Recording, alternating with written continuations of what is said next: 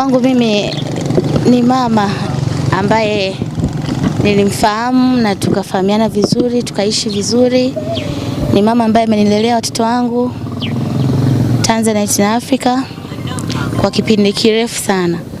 Kipindi ambacho sikuwa najua uzazi ni nini, lakini yeye alisimama kulea watoto vizuri. Kwa kweli ni mama ambaye alikuwa msaada mkubwa sana kwangu.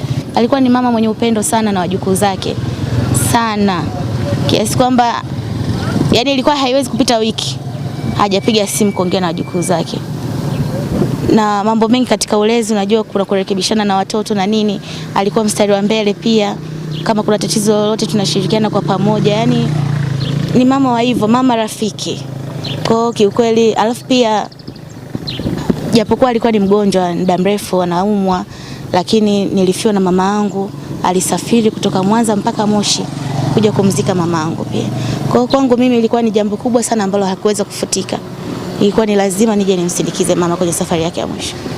Mara ya mwisho kuzungumza naye tulikuwa tunazungumza tu na binti na mjukuu wake Tanzanite, kwa sababu ndio wanaongeaga sana. Kwa hiyo kuna vitu alikuwa anamuelekeza na nini. Wakasalimia ni kama 2 weeks kabla ya kuanza kuumwa hiyo serious.